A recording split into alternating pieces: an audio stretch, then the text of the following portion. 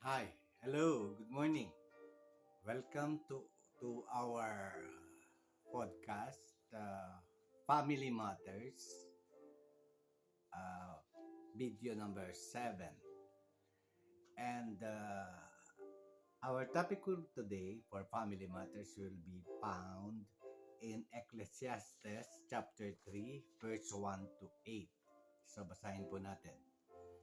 There is time for everything, a season for every activity under heaven, a time to be born and a time to die, a time to plant and a time to uproot, a time to kill and a time to heal, a time to tear down and a time to build, a time to weep and a time to laugh, a time to mourn and a time to dance, a time to scatter stone and a time to gather them, a time to embrace and a time to refrain from embracing, a time to search and a time to give up, a time to keep and a time to throw away, a time to tear and a time to mend, a time to be silent and a time to speak, a time to love and a time to hate, a time for war and a time for peace.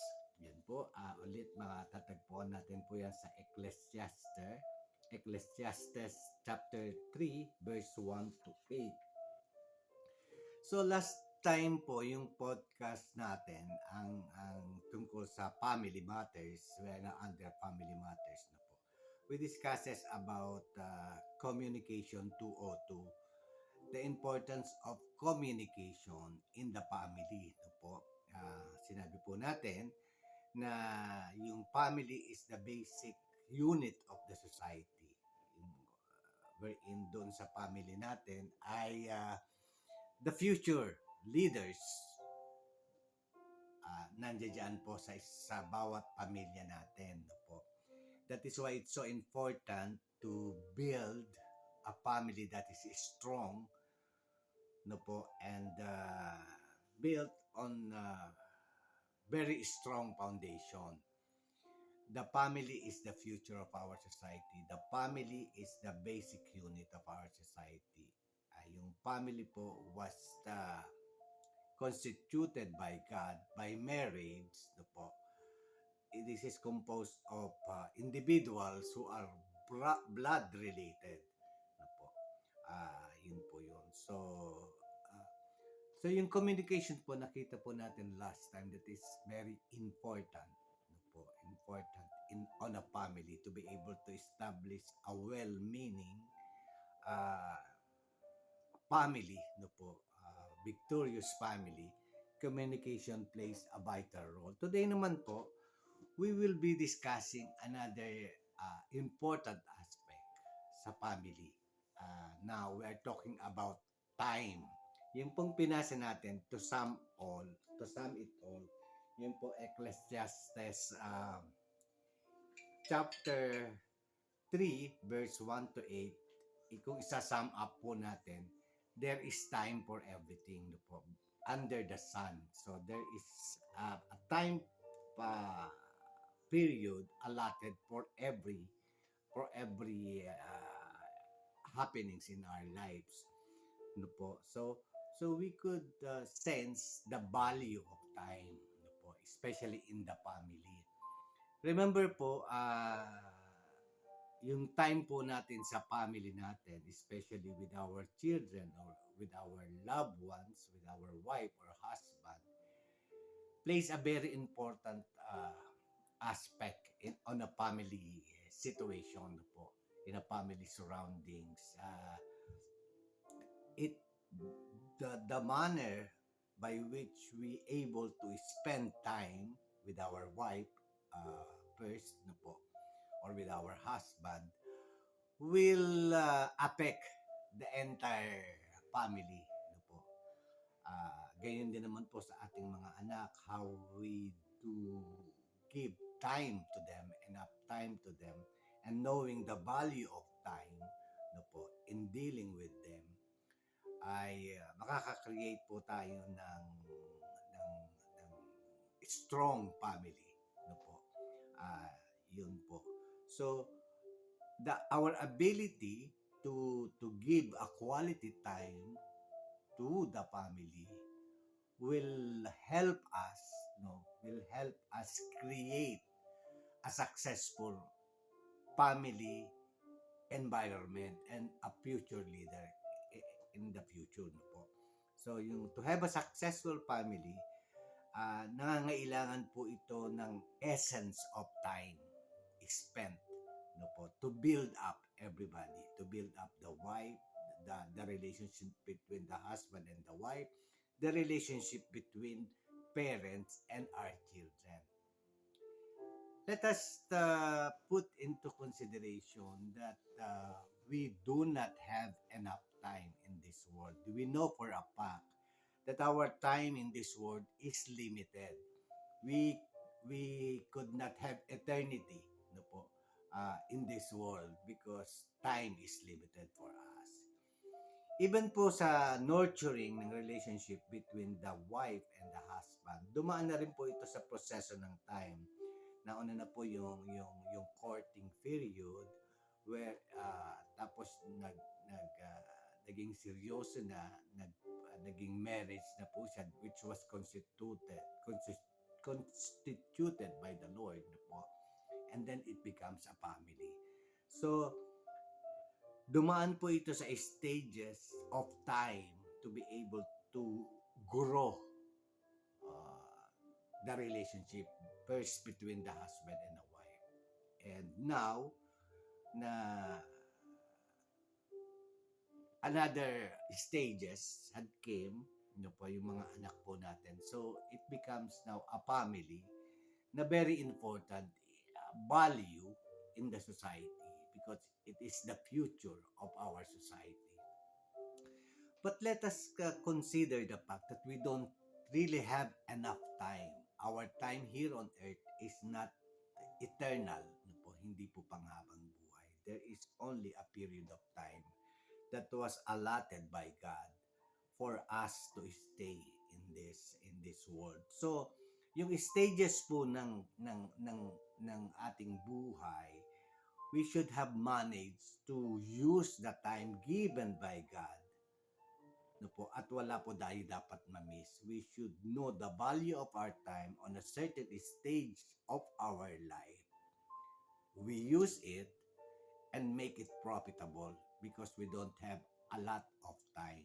So it is important that the time that we spend with our husband or wife, we spend the quality time expressing our love, no po, is expressing the value of our partner in our life, expressing in so many different way with a given time, no po, na itong moment na to, it was a given time for you to express all the love and care for your husband or your wife, and most especially to our children. Remember, our children is fast growing, no po, and we don't know, di po ba, kung gaano natin katagal sila makakasama sa buhay natin. We don't know. We don't know the future. We don't know tomorrow. No po. We only have today. So, using our time today for our loved ones, including our husband or wife and our children, is so precious. No po, yung this today, this time is so precious because tomorrow we don't know what will happen. So, napakahalaga po ng time ah, sa family, no po, yung quality time. Pero alam naman po natin na most of the time, no po, naubos na po yung time natin sa iba't ibang worries of the day or important matters of the day. And we neglect the value of spending more time with our family, especially our children nowadays. No po. So, the necessities of daily living compete with school schedule, work commitment, family responsibilities, sports, dance, band, Bible class, Sunday worship. The list goes on and on. And the continuing question of how to fit it all in only one day, 24 hours, no po, how could we do that? So, how that is the challenge, no, sa dami ng ating concern sa daily activities natin, no po, how we would create time for our family, which is one of the basic foundation of a healthy and successful family life. Di po ba? Truly, time is the essence of this life, and regardless of your life situation, there will always be more things to fill up your time than there is time available to be filled. It would be priceless indeed if there was a simple solution that would rid us of this common problem. The reality is that each of us has to choose what we will do with the precious time we have. Without a solid foundation that inform our choices, we may find ourselves dealing with the apparently urgent and being distracted from the truly important, even eternal matters. How we set our priorities will determine what makes it onto our schedules and what is cast out as unnecessary. The time is of essence. That is the phrase that is commonly used, which was really, time is really of essence, is used as a contract law and means that whoever is fulfilling the contract doesn't have limited amount of time to get around it. As Christian, we have a covenant contract with God through Jesus, and this relationship owe to command our priorities and ultimately set our schedule. Thankfully, the scripture gives can give us help in the critical task of determining how we invest and spend our time. So, yun po. Ah, napakalaking factor po ng ating relationship sa Panginoon, and our ability to use our time and invest it into much important reason that could have an eternal effect in our life. So, yung pong relationship natin kay Jesus and reading the Word of God, no po. Ah, kasi po the Bible is the source of many knowledge, no po. And the Bible teaches us how to be able to use our time in accordance with what is really the most important task of the day, no po, rather than using it in somewhere else or basing our schedule of time how to use it. It is much better that we consult the Bible in how we able to manage to invest and spend our time with an eternal consequence later on, no po. So time is of essence, and the Lord has given us every day a 24 hour to fulfill it, and we should manage to use it in our family life, no po, na meron pong eternal purpose. And by reading the Word of God, which which is the first priority over other certain matters, no po, would lead us to invest more precious time in our family. Remember po, yung ating mga anak will not be staying as children forever. Mabilis po ang andar ng panahon. Sooner than later, marirealize natin that they were already grown up. But during the moment of their being a child or being a child na po, mga 5, 6, 7, 8, 9, 10, 11 years old or up na po, we should, as parents, we should have managed to use those time, no po, teaching them on how they should react, or the value of a relationship with Christ for them to be able to have a guide in their journey of life, no po. Dapat po sa maagang panahon pa lang ay alam na ng ating mga anak ang magkaroon ng relationship first and foremost, no po, before yung education na yung education side ng dapat din nilang matutunan. We should have first and foremost introduce Jesus on them. No po. Sabi po sa Bible, teach your children the way they should grow. So when they grow up, they won't depart from it. Yun po yung sinasabi ng banal na salita. So the first and foremost time that we should spend in our children is by teaching them and introducing to them Jesus, their Lord and Savior. No po. So teaching them the way they should go. So when they grow up, they won't depart from it. Number one solid foundation that we could teach on our children is the relationship, developing the relationship with the Lord, introducing the Lord in their lives and make a deep commitment and accepting the Lord Jesus as their personal Savior and Lord. That is the best foundation that we could start spending time with our children. Do po. And when they grow up, they won't depart from it. And giving them education also is one of the basic requirements of us being a parent to them. Uh, Inspiring them to get a better education, to be the best of their ability, no po, not competing with others, but to the best of their abilities that was God given, using their own abilities not to compete with others, but to be the better version of themselves, basing on what God has planned for them in relation with the gift and talent that was provided by the Lord. Kami pong mag-asawa, meron po kaming uh, nasa grade school pa lang ang aming mga anak, meron po kaming pinangahawakan na salita ng Panginoon sa Psalms. That our sons may grow up like a plant, no po, in season, no po.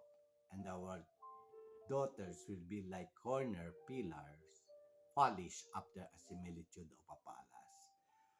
That our sons will be like plant grown up in their youth, and our daughters uh, should adorn like a palace. Yun po, yung ano. Ito po. So, nung pa pong early stage ng kanilang life, kiniklaim po namin yan sa Panginoon. Yan po yung gusto naming mangyari sa aming mga anak. Yung pong our sons like a plant grown up in their youth. Para po kasi siya nagre-represent ang buhay ng aming mga anak, yung plant grown up in their youth. They will be passing a season of growing up. Dadaan po sila sa dry season, sa wet season, but the ability to stand while growing, no po, with the force of the nature that surrounds the plant will be like the life of our sons and daughters, no po. And our daughters would be like a corner pillar, polished after the similitude of a palace. A corner pillar po, ibig sabihin yung mold na nakatayo, no po, sa isang palasyo na matindi po yun. Very hard, very firm, no po. At wala pong makakagiba na basta-basta lamang. So, yan po yung kiniklaim namin sa aming mga anak. And katulad nga po ng sinabi namin, sa kindergarten pa lang nila, maliwanag na po sa amin yung teach your children the way they should go. So when they grow up, they won't depart from it. Maliwanag na po sa amin yun. Kaya kahit po mahirap, enroll po namin sila during their kinder pa lang sa Christian school, believing that having the Word of God in their early lives will create a strong foundation, a strong faith, an introduction to Jesus, and to build up the relationship with the Lord. No po. Kaya po doon pa lang, sa kinder pa lang nila, pinasok na po namin sila sa Bible Center non-denominational school that focus that was centered on God's Word. So, hanggang high school po yan. Hanggang high school, Christian school pa rin po yung pinasukan namin. So they have somehow about 12 years of solid foundation sa kanilang pag-aaral, sa building up of their character because they have known the Lord no po in their lives during their early years no po. So we just believe na yung pong time ng pag-aaral nila na ininvest namin even if mahirap po no po. They have already spent 12 years on their life knowing the Lord Jesus, and they are well exposed to the Word of God sa kanilang buhay because alam po namin na napaka-importante po ng time na yan sa kanilang mga buhay for them to, of course, not the chances of being successful is 80% because this is still the ability o yung capacity ng aming mga anak to be consistent with what the Lord have been teaching them. Pero siyempre alam naman po natin na yung ating mga anak ay dumadaan sa maraming pagsubok sa buhay. 12 years of being in a Christian school, then yung college nila, na-expose na sila sa totoong uh, kalagayan ng mundo when they entered college. And when they finish college, they have to lead their own life. Pero yun pong basic foundation of the time that they have spent na po reading and exposed to the Word of God, malaki na pong ano yan, malaki na pong foundation o investment na alam namin na mapapagtagumpayan nila yung buhay nila with the strong faith in the Lord. Ano po. Mawala man po kami, we know that their lives will not be shattered because their faith is anchored on the Lord and not on us as parents. No po. So yung the time na in-spend natin para sa ating mga anak, let us make sure that this has eternal values. No po. Napakahalaga po ng pupuntahan ng ating mga anak, pero napaka-importante po ng relationship nila sa Panginoon. Yun po yung the best time that while learning, yung secular learning, getting education to have a career in the future, much more kung ma-integrate po natin, lalo na po sa mga nagsisimulang mga magulang, ma-integrate natin yung purpose ng time na ang ating mga anak dapat ay ma-expose to the realities and the truth of life with Jesus and the Word of our God. More than winning is the assurance that our children would be spending time with a lot of wisdom and knowledge that they can use when they start living on their own. So yung pong time is an expression of our intention, no po. Pero dapat po ang intention natin using our time should have an eternal factor, eternal values, because we have the relationship with the Lord, and the Lord would give us enough time for everything to accomplish His purpose. No po. So yung pong time natin with our family, especially the father and the parents, the mother and the parents should see to it that they have given enough time nurturing no po, and building their children. No po. So, napakahalaga po niyan. And there's no other way of using our time no, on those areas of the lives of our children that would have an eternal factor effect on their lives. No po. Yung kanilang faith, especially sa pananampalataya nila. So,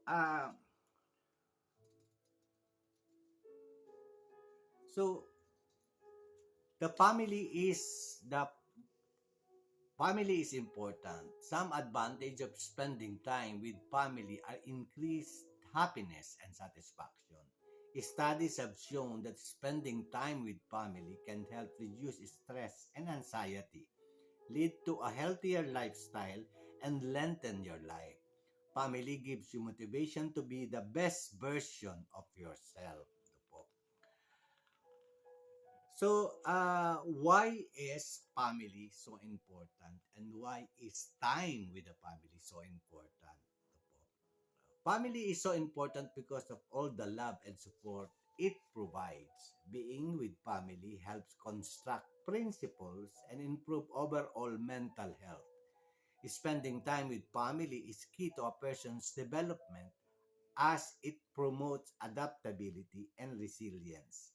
Such key lesson can only be taught by family members coaching each other regarding life's ups and downs. Family is what make us who we are. Ano po? The benefit of spending time with family is such a critical component of full, meaningful life. Remember, family doesn't necessarily have to be considered as blood relatives, close friends, a guardian, or step sibling, as well as within the realm of what you consider family. Ano po? Ah, these are the healthy benefits of spending family time with family. Number one po, it improves mental health. No po. We spend time with family, especially face-to-face communication, as opposed to digital, it significantly reduces the occurrence of depression, anxiety, and other mental illness. Being physically present with loved ones creates a strong emotional support to buoy you up through life's challenges. Okay po. So, number two po, children helps perform well academically. Ano po? Yung pong time that we spend with our children will help them perform well academically.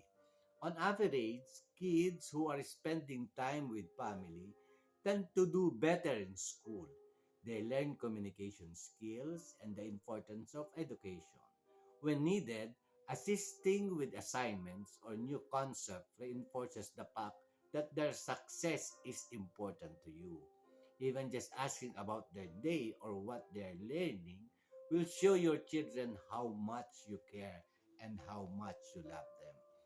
So, napaka-importante daw po yung presence natin, especially sa pag-aaral ng ating mga anak. And spending time with them, helping them doing their assignments, no po, it reflects and it showed and we are showing to our children how important their day was.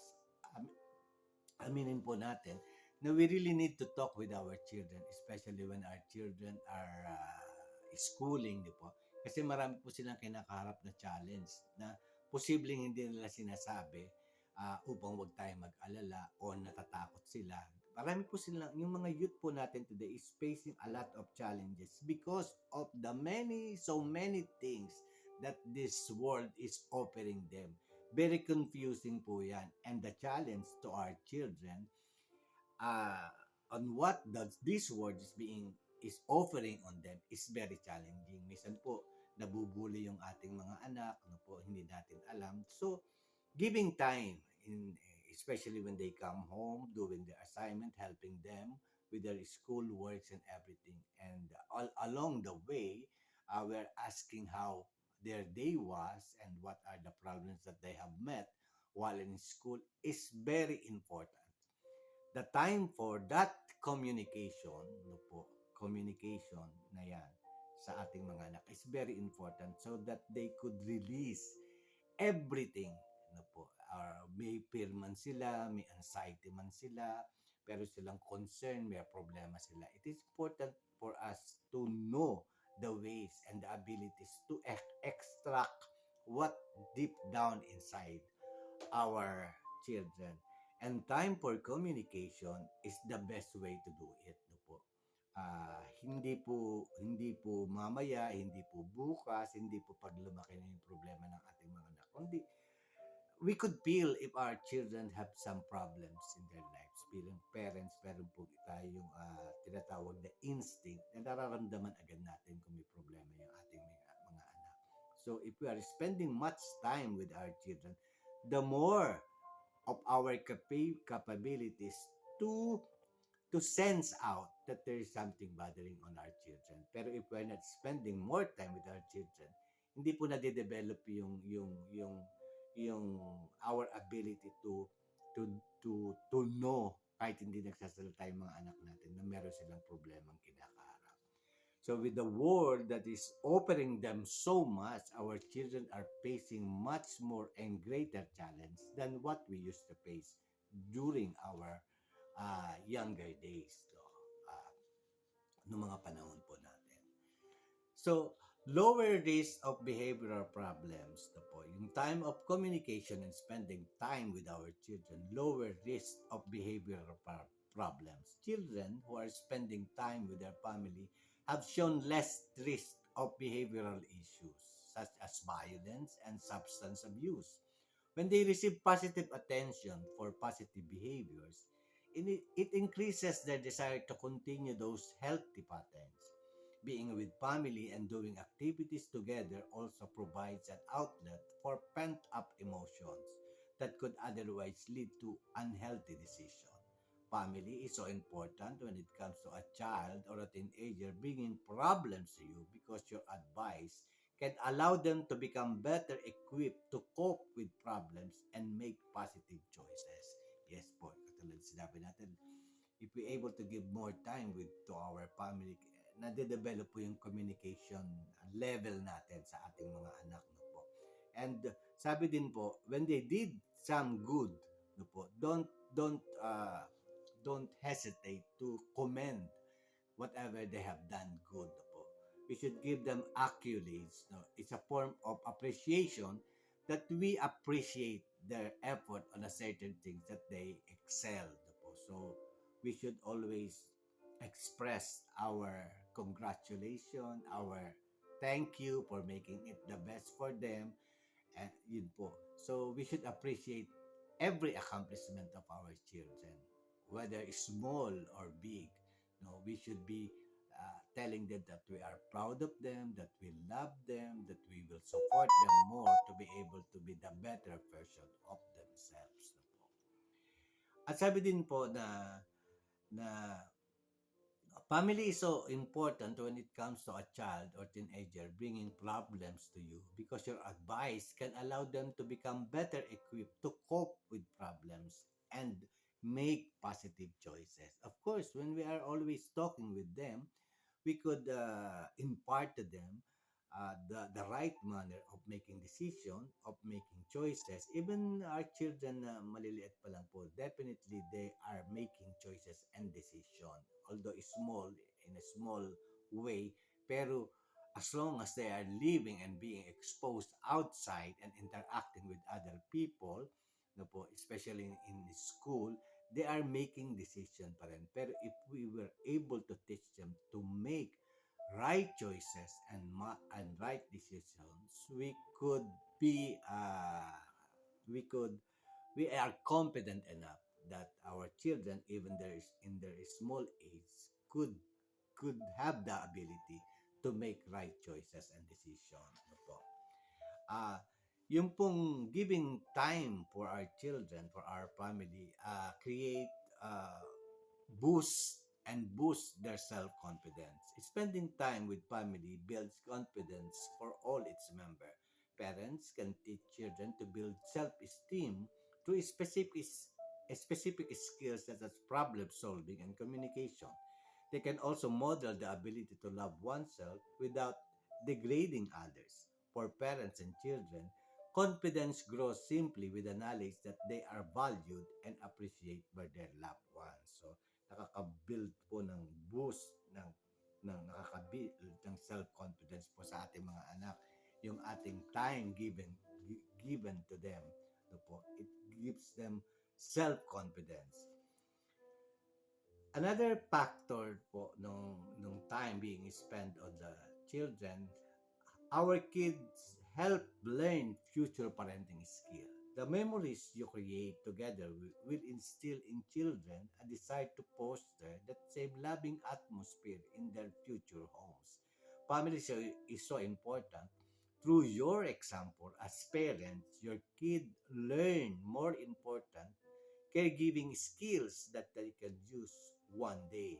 They may even practice now by copying your behavior when they interact with their own family in the future. Ano po? So yung pamamaraan natin, ina-adapt po o na-adapt ng ating mga anak if they have a very sound and loving kind of atmosphere in our family, no po, they will adapt to this, to that, and sooner if they have their family, they will going to use it as a pattern of how they will going to take care of their children in the future.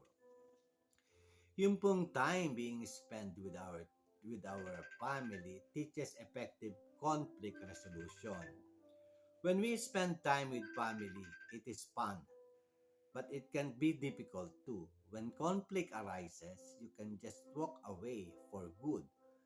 You're in this together, so you have to work together to solve the issues that come up. Spending time with family teaches interpersonal communication skills, including healthy, constructive ways to discuss, debate, and solve problems.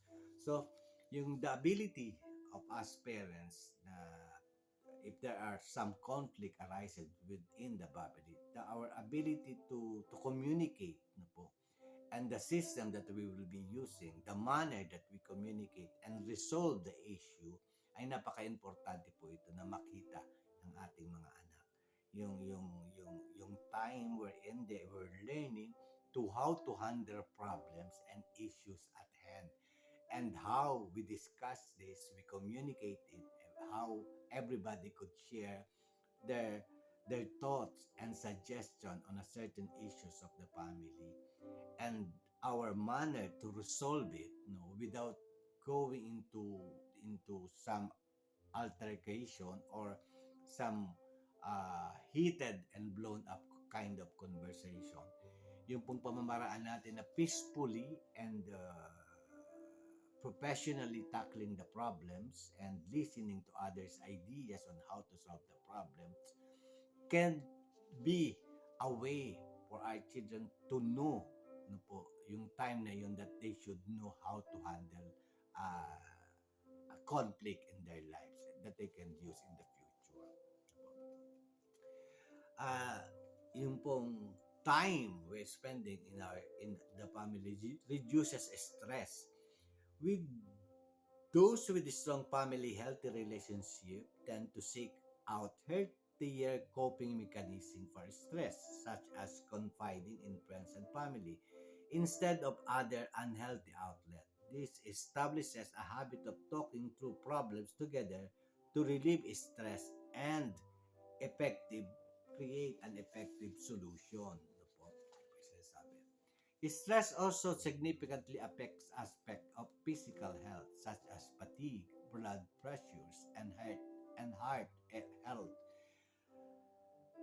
The Annals of Behavioral Medicine conducted a study that found when people discard hardship in their lives with a friend beside them, they have lower pulse and blood pressure readings.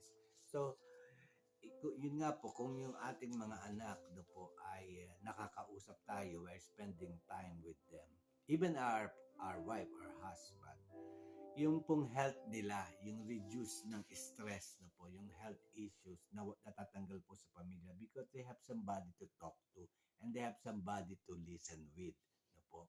At nare-relieve po yung whatever they have in their heart, in their whatever concerns they have inside their heart concerning the family or whatever their own problem is. Medyo nakaka-release po ng emotions yung ating mga anak o yung ating asawa if we spend time together talking. Po. So, nakakatulong po sa health condition. Po. Yung pong ding time allotted to the family promotes adaptability and resilience. Your ability to face life challenges is greatly improved by a strong family bond Being with a family gives you the feeling of knowing that you belong, you are cared for, and you are needed, which gives sense of meaning and purpose. This assurance gives motivation to push forward, grow, and succeed. Okay po. At yung nga po sinasabi na yung time of the family for the family enhances physical health. With the right kind of activities, spending time with family can positively impact physical well-being. For instance, families who eat home-cooked meals together tend to have better diet than those who don't. Participating in outdoor activities like sports, game, hikes, or gardening together helps to improve fitness. There's even evidence that time with family can boost the effect of exercise and other healthy habits. It improves heart, brain, hormonal, and immune health. Being with family can also encourage one another to maintain healthy lifestyle. And also, yung family spending time together lengthens expectancy. Healthy relationship could increase your lifespan up to 50%. Combine all the physical and mental health benefits discussed above, and you can see why family time has been linked to a living a longer, healthier, happier life. Even those with unhealthy physical habit but a strong social network live longer than those without this relationship. So yan po. So uh, so that is the effect of that is the gain of spending time with family, no, with our husband or wife and with our children. Spending those quality moments uh, of ours for the family, no po, knowing our priorities, that whatever kind of heavy schedules that you have, we have to give time to the family first and foremost. It will create a better kind of relationship. It can modify and strengthen our children's individual life. No po. So, sinasabi po ng ating in the importance of time in the family could create a happy and a harmonious relationship within the circle of the family. And if we have that um, in our system, giving time to our family, to our children, most especially, we are doing or using the time allotted by the Lord for us, no po, with eternal purpose. Yun po yung importante din, using our time given by the Lord, no po, with eternal purpose. We should know the value of it, of the time given to us, especially for the family, for our children, for our loved ones. We should have time for them, uh, spending time with them, because it has an eternal value. Using our times with much importance, depending on what the Lord, or how the Lord want us to spend our valuable time, with in mind that we don't live eternally in this heaven,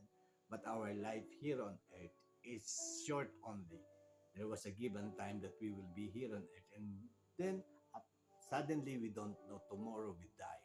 So we should have the ability to use our time and do not procrastinate uh, the time allotted to be done today, the use of time. We have to use it in the right way, on how the Lord teaches us to use our time.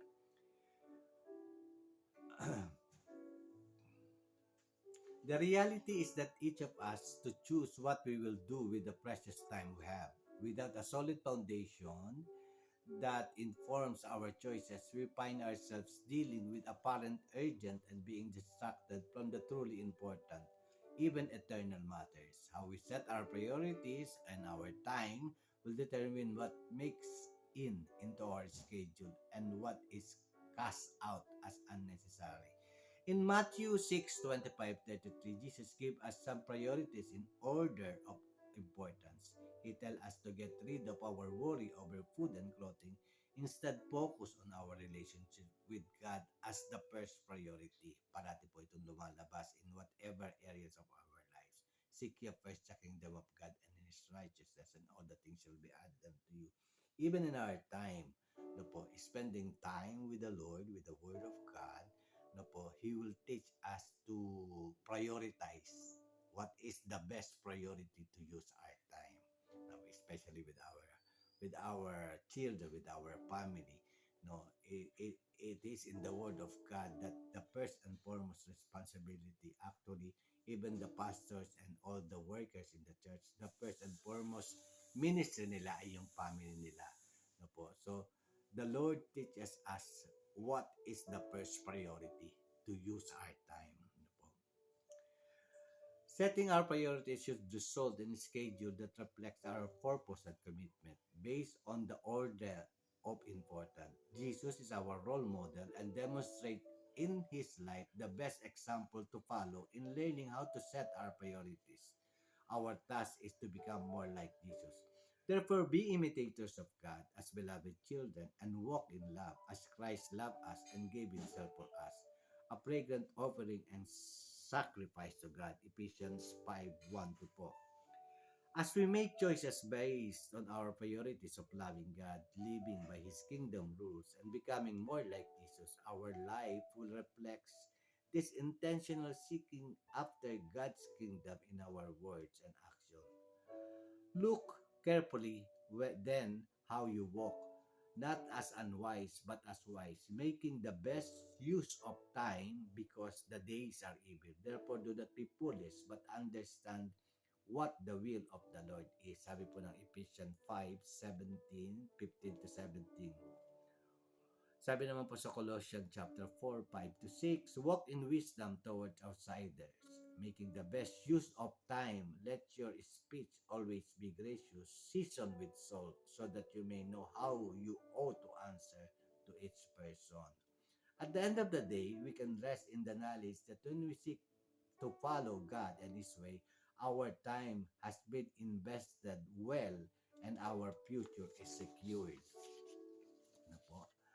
Therefore, my beloved brother, be steadfast, immovable, always abounding in the work of the Lord, knowing that in your Lord, your labor is not in vain. Yun po ang sinasabi. No po?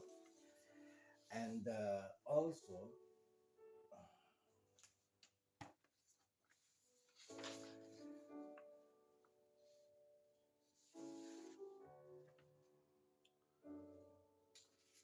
time is not infinite. The human time is limited gift from God. We don't typically know how much time we have left here on earth. But we do know that some point our time on this side of existence will end.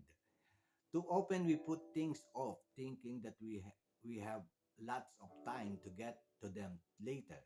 But as it is written in James 4:14, you do not know even what tomorrow will bring. What is your life? For you are a mist that appear for a little while and then vanishes. In the grand scheme of history, our lives are short. No po, time is valuable because our time on earth is limited. It also that time is valuable. A famous Bible verse in Psalms 90 verse 12. So teach us to count our days that we may gain a wise heart. In other words, our time is so short and valuable that we should be aware of how few days we have and use them to gain wisdom in our spiritual lives. But we are not just called by God to use our valuable time for our own spiritual gain. We are also called to use our times for others. To conduct yourself wisely toward outsiders, that making the most of time. We are called to work with those outside the fold of Jesus, showing them Jesus' love and helping them experience that love. Time is to be used intentionally. You may notice the word that is repeated in more than one of the Bible verses above is wise. This is because God is calling us to use our short, valuable time in wise and intentional ways in line with the God's purpose for us. Be careful then how you live, not as unwise, but as wise, making the most of time, because the days are evil. So do not be foolish, but understand what the will of the Lord is. Sa Ephesians chapter 5 po, verse 15 to 17. We are called to use our time intentionally and wisely, listening to guidance on how God wants us to spend our time. We are to make the most of time that God has gifted us. We are able to do this because God continually lead us and love us as we use our short God-given time. Ito po. Ito po. So, uh, so yun po. So, this is a family matters and we have discussed the valuable meaning of time in our family, that it plays a vital role in giving time to our family and make it more important other than other importance of in your life na po yung work natin or whatever it is that occupy most of our time. And by doing so, yung time po natin allotted for us ng ating Panginoon should be used in accordance to God's will. So, nagkakaroon po ng eternal value yung time na pinaggagamitan natin ng time na pinrovide sa atin ng ating Panginoon. So, we have to use it with eternal value, meaning based according to God on how we use a valuable time that we have in our life. So, yun po. So, with this, no po, last time we have discussed about communication and now we discussed the importance of time in our life. I hope that each and every one of us gain the importance of giving value on our family in using God allotted time given to us. Have a wonderful day and God bless you po. Thank you.